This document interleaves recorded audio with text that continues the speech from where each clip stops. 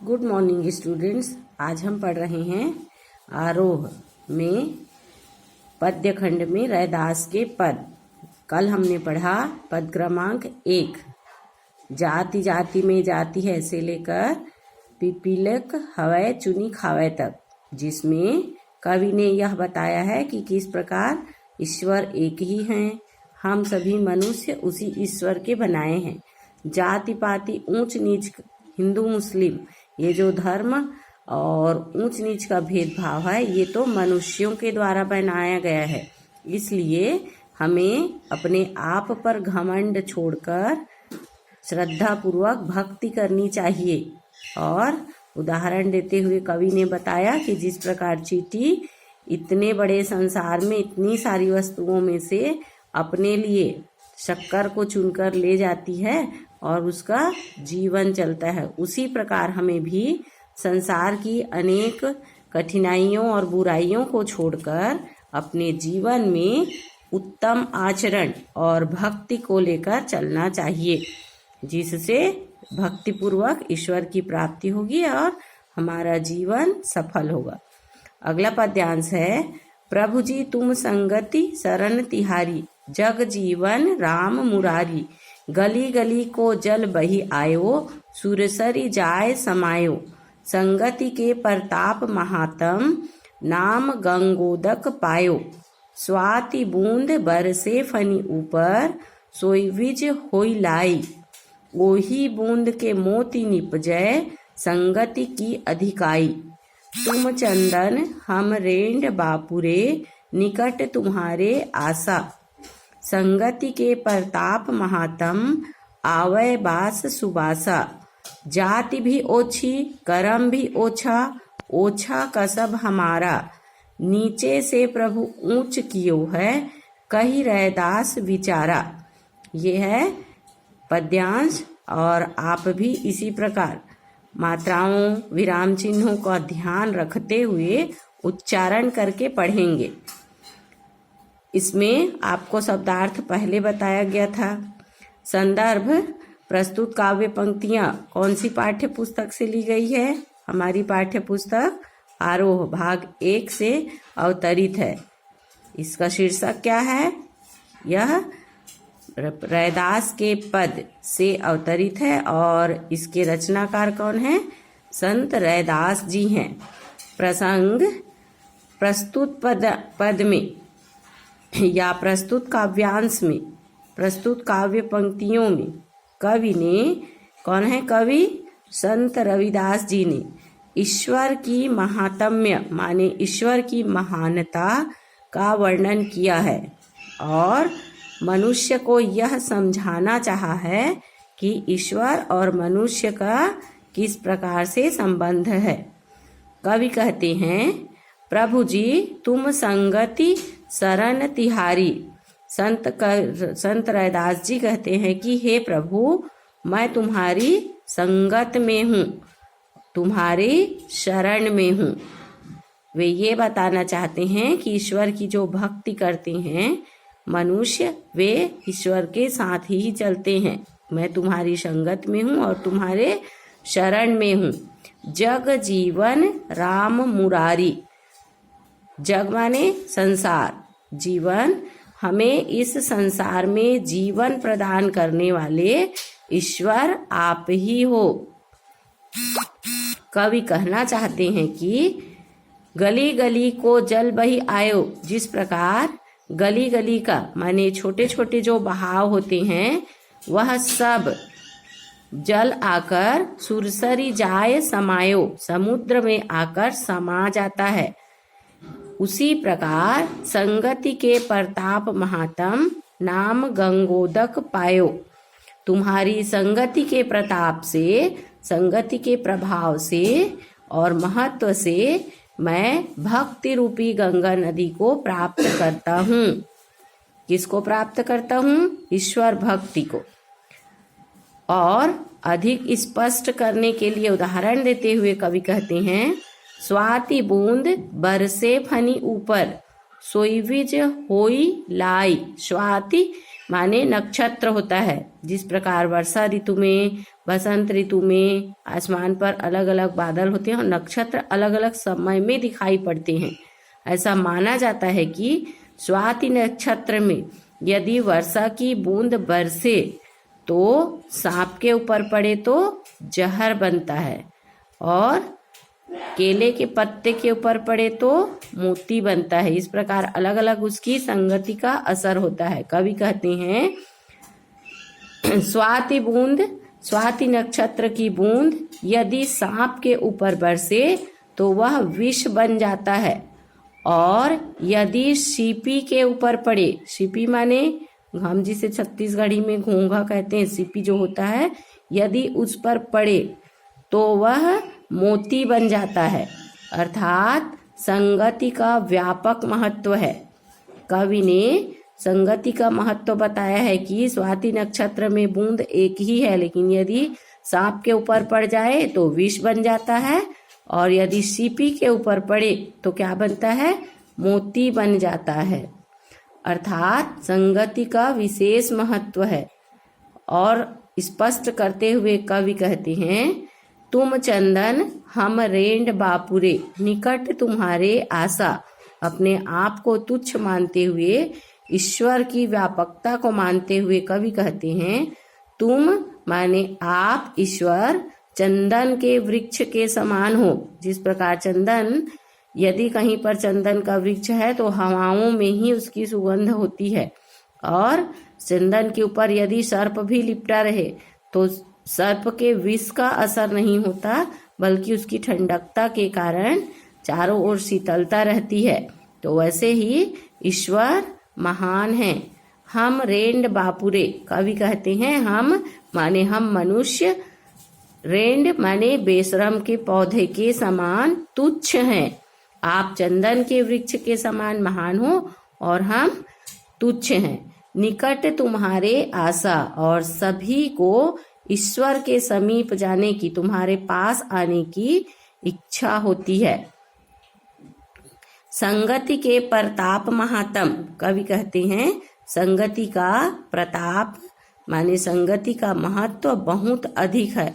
आवे बास सुबासा, कवि कहते हैं जिस प्रकार चंदन के वृक्ष में दूर दूर तक हवाओं के चलने से ही सुगंध आती है और शीतलता प्राप्त होती है, उसी प्रकार ईश्वर की भक्ति से, ईश्वर की कृपा से जीवन में सुख संतुष्टि आती है, और यह हमें आभास होता है।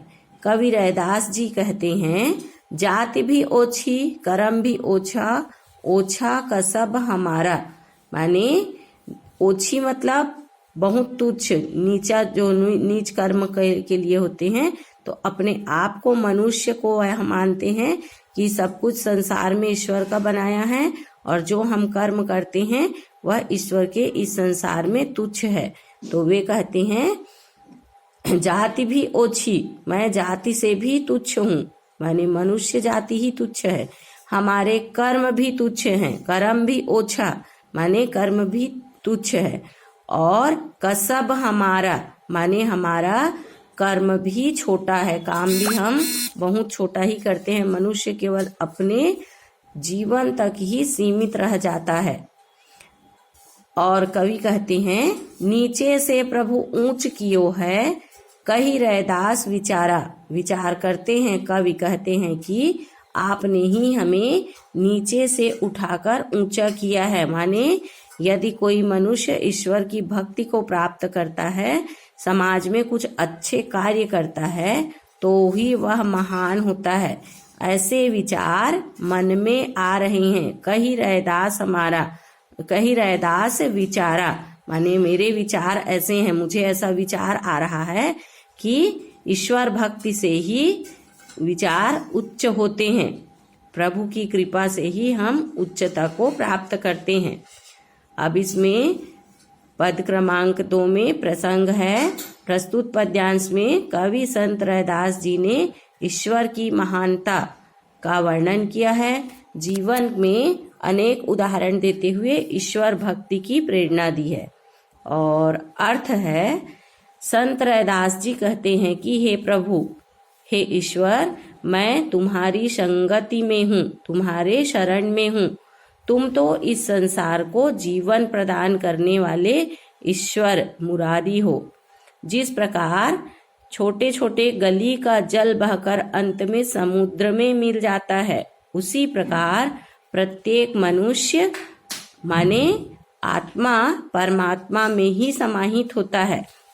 कवि कहते हैं कि तुम्हारी संगति के प्रताप से मानेश्वर की कृपा से ही मैं गंगा नदी को प्राप्त किया हूँ। माने गंगा की पवित्रता को जैसे प्राप्त करते हैं, मैं इस जीवन में ईश्वर भक्ति से प्राप्त किया हूँ। स्वाति बूंद माने स्वाति नक्षत्र की बूंद एक ही है, किंतु संगति का महत्व बताते हुए कवि कहते हैं कि यदि स्वाति नक्षत्र की बूंद सांप के ऊपर पड़े तो विष बन जाता है, और सीपी के ऊपर पड़े तो मोती बन जाता है। इस प्रकार संगति का जीवन में बहुत अधिक महत्व है, अर्थात संगति का व्यापक महत्व है। और कवि कहते हैं, हे प्रभु, तुम चंदन के वृक्ष के समान हो। माने आप चंदन के वृक्ष के समान हैं, जिसके होने पर हवाओं के चलने से ही चारों ओर सुगंध और शीतलता छा जाती है। हम रेंड के पौधे के समान हैं, माने हम तुच्छ हैं। हम अपने जीवन में कुछ भी उच्च नहीं कर पा रहे हैं, इसलिए तुम्हारी शरण में हैं। तुम्हारे करीब आने से ही, ईश्वर की कृपा के प्राप्त होने से ही जीवन सफल होगा। तुम्हारी संगति के महत्व से, तुम्हारे भक्ति के प्रताप से चारों ओर जिस प्रकार चंदन के वृक्ष की सुगंध और शीतलता आती है, जीवन में सुख और संतुष्टि होगी, जीवन सफल होगा। संत कवि रैदास जी कहते हैं कि हमारी जाति भी तुच्छ है, मनुष्य जाति है। ईश्वर के बनाए हुए इस संसार को जाति पाति ऊंच नीच भेदभाव में हमने बांट दिया है, इसलिए मनुष्य तुच्छ है। हमारे कर्म भी तुच्छ हैं। सबसे पहले जीवन में मनुष्य महत्व देता है अपने खाने पहनने, अपने जीवन के लिए, संसार के बारे में बाद में सोचता है। तो इस प्रकार हमारे कर्म भी तुच्छ हैं, कार्य भी छोटे हैं, इसलिए वे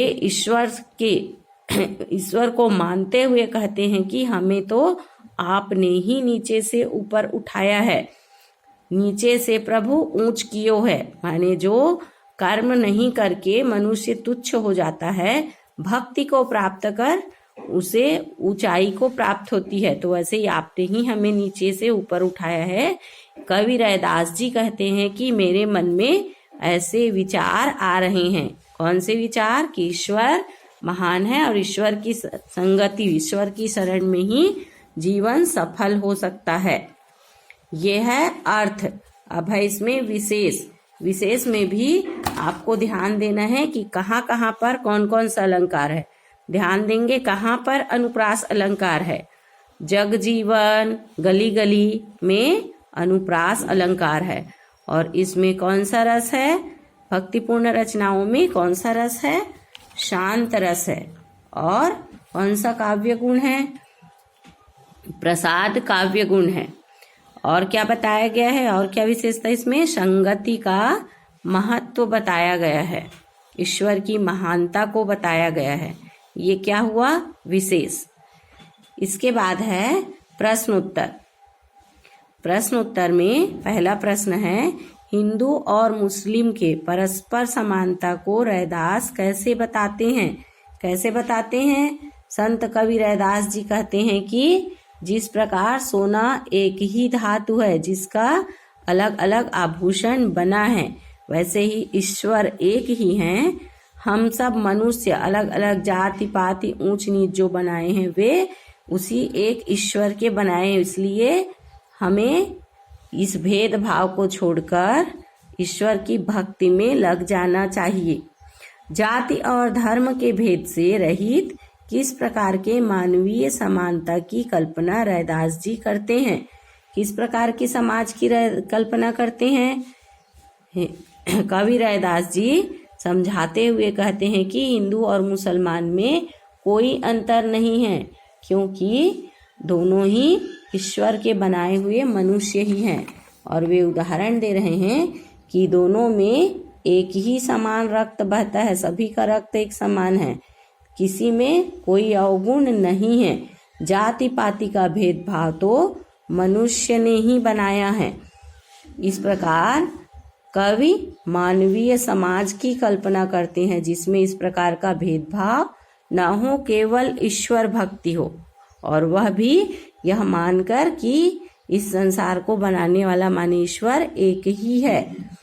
रैदास किस अभिमान को तजने की बात करते हैं और क्यों? अभिमान माने घमंड, को तजना माने छोड़ना। कवि रैदास जी किस अभिमान को छोड़ने की बात कर रहे हैं? कि अपने आप पर जो घमंड होता है,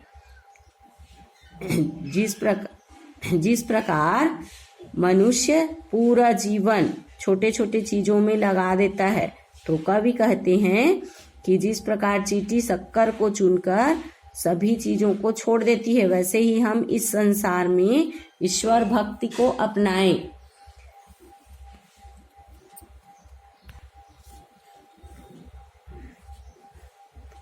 रैदास किस अभिमान को तजने की बात करते हैं? चींटी के उपमान को रैदास ने पद्य में क्यों रखा है? कौन सा उपमान रखा है चींटी का? कि जिस प्रकार संसार में, इतने बृहत संसार में चींटी छोटे छोटे शक्कर के दानों को चुनकर ले जाती है, वैसे ही हम भी इस संसार में भक्ति को अपनाएं और ईश्वर को प्राप्त करें। इस प्रकार संसार में जो जीवन में अपना सार है, उसी को लेकर चलने का संदेश देते हैं। इसी प्रकार अर्थ में से आपको सभी प्रश्नों के उत्तर स्पष्ट होना चाहिए। इसके लिए अर्थ को आप बार बार रिपीट करके देखें, फिर पहले लिखें। लिखने का काम आज आपको मिल जाएगा, उसके बाद ही वह इस